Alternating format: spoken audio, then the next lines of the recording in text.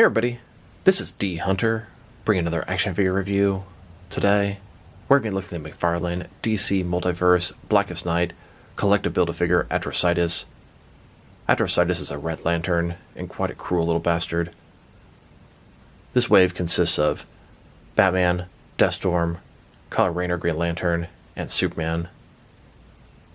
We have Black Lanterns, a Green Lantern, and a Red Lantern all in one wave. In this video, we're going to take a look at Atrocitus.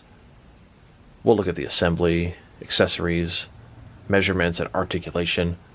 We'll compare them with a bunch of other McFarlane DC Multiverse figures and a bunch of action figures from different various companies. So, here's the entire wave. I ordered this wave from McFarlane Toy Store. I had seen reports online of people finding it and receiving it from McFarlane. I went ahead and placed a pre-order, and it shipped pretty quickly. There's a pretty good price on the bundle of these 4 figures. Some people have been finding this at Target almost a month ago in California. I have been looking and looking at Target around here. It has simply not hit Target in this area of the country. Here's the front of the package on all 4 of these figures. And here's the back of the package on all 4 of these figures. You can see they show you which pieces you get, a checklist, and the entire wave. So no further ado, let's open them up and get this guy assembled. One mildly amusing thing, every time I read this guy's name in my head, I read Atrocious. And then, once I realized it wasn't that, I always read it in my head as Atrocitus. Pretty sure his name is Atrocitus, and I think it's supposed to be some sort of Easter egg or reference to Atrocious, which is a great description of him. Alright, now that we've got these figures out of the package, here they are with all their accessories laid out. Each figure comes with a piece of Atrocitus. Put them together, and it looks like he's going to be massive. His legs and torso are giant. These figures are really cool, but this video is not about them. It's about Atrocitus. So let's go and get started. We'll check out figure number 1, Batman. Here's Batman. It's a zombie Batman. His face actually looks fantastic. He comes with Atrocitus' arms. Then we have Deathstorm. Kind of amusing that we have Deathstorm before we have an actual Firestorm. Similar to how we have Infected Shazam and no regular Shazam. He comes with Atrocitus' head and shoulder pads. So far, we have these pieces, and I can't actually assemble anything yet. Then we have Rayner. He's the one I'm most excited for in the wave, as it's a brand new character in a normal, regular look. The other ones, they're all sort of zombie variants. Yes, Deathstorm is a brand new character, Firestorm, but I yearn for the regular version, and I don't even really yearn for that guy that much. Rayner here comes with Atrocitus' torso. Here's the torso by itself. Add in the arms that came with Batman, and this is what we have so far. And now, add the head and shoulder pads from Deathstorm. And here's the 4th and final figure. This is Superman. He comes with Atrocitus' legs. And so here he is, fully assembled, Atrocitus. He is giant. Massive figure. I mean, he's not Swamp Thing big, but he's a pretty damn impressive Build-A-Figure. Now this is Atrocitus. He's a Red Lantern. Red Lanterns are based off anger and rage, just like the Green Lanterns are based off willpower. The Yellow Lanterns are based off fear. This will be my first Red Lantern figure. I've got a bunch of Green Lantern figures, a couple of Yellow Lanterns, but I'm not really big into the Green Lantern scene. Yeah, I like Green Lantern just fine, but I'm more of a Batman collector. I've seen some very impressive Red Lantern armies out there. So let's take a look at him. Starting with his head here.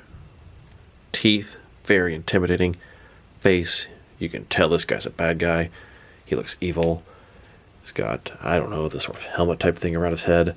Shoulder pads, I'm having trouble getting them to stay in properly. They're coming out very easily. He's got his logo in the middle.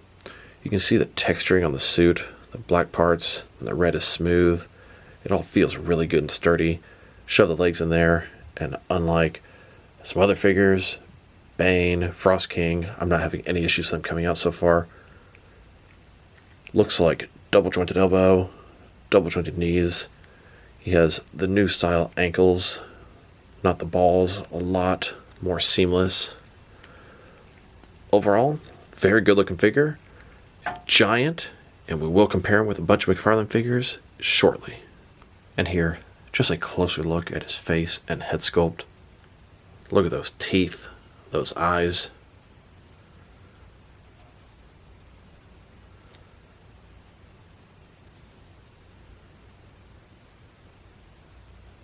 Now let's talk about these shoulder pads. So, the way they're designed, it's very soft, it's no problem. That actually works out with this. They have, I'm not sure how well you can see it, a little sort of peg type thing in there, and it's got a notch at the end that should sort of hook in there, prevent it coming out. Doesn't really work properly. You put it in there, sure it'll hook, but it slides right out easily. Now I put it inside,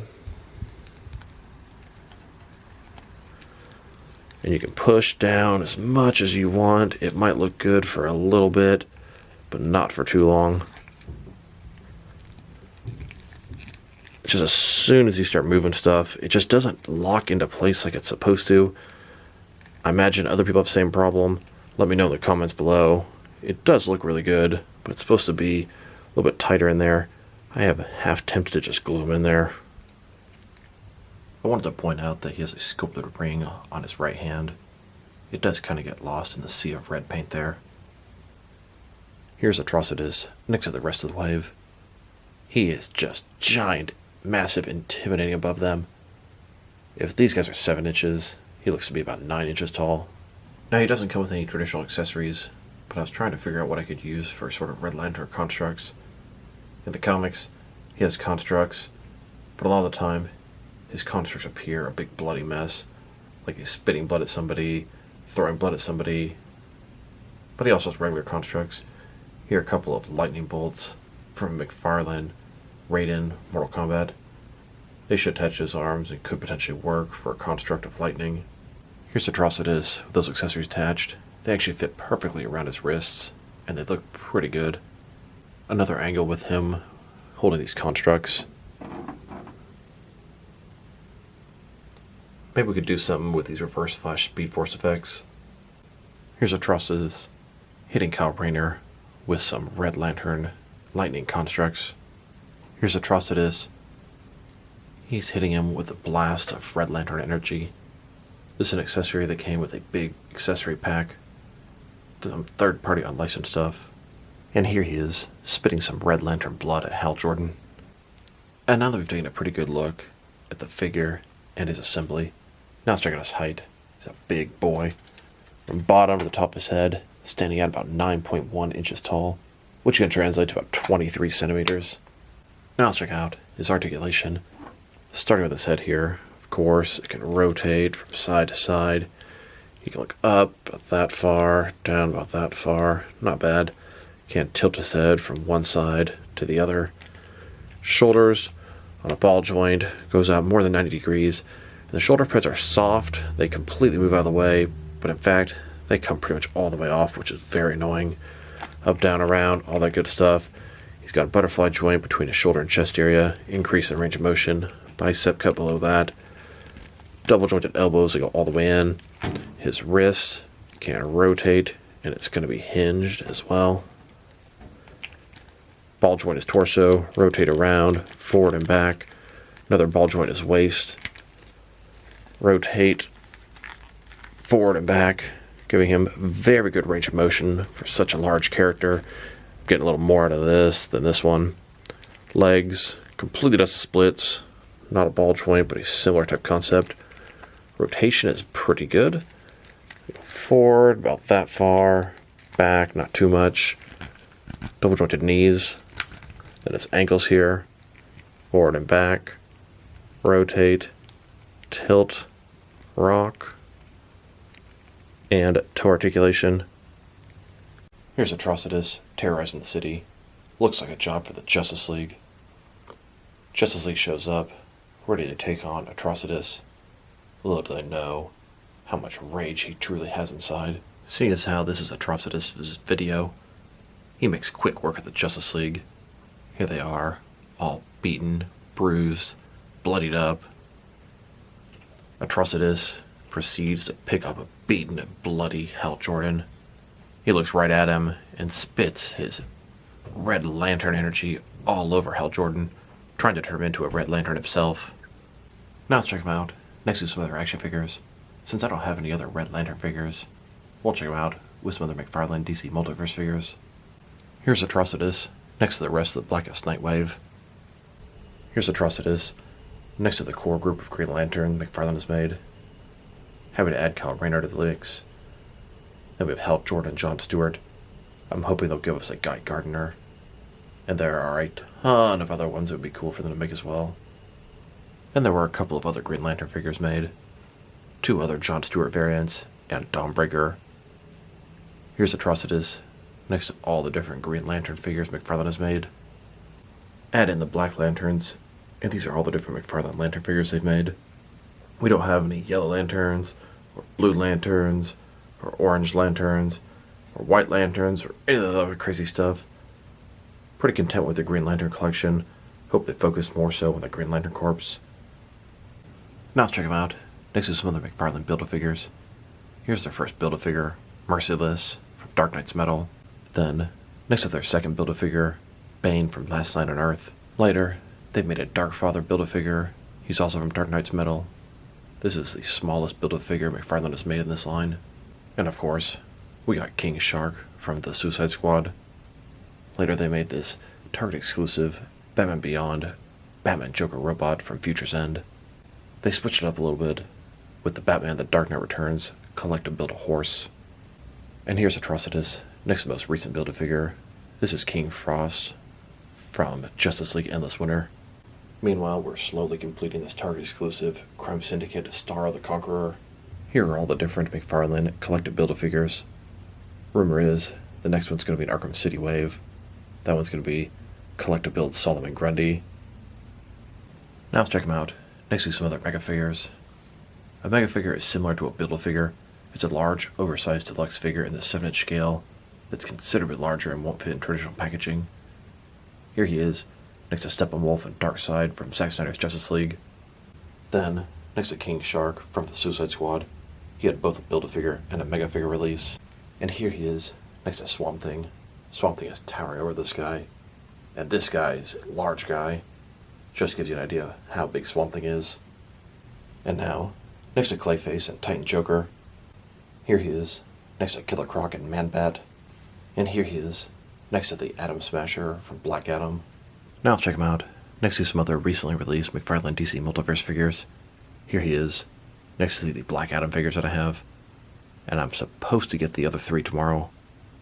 And here he is, next to the Batman Who Laughs dressed as Batman, and the Target exclusive gold-labeled Lex Luthor in Superman power suit. Then, next to the Crime Syndicates, Ultraman and Superwoman.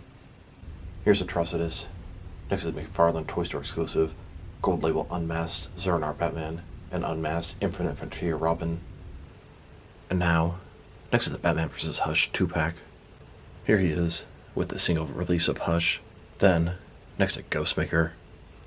Here he is, next to John Kent Superboy and Tim Drake Red Robin.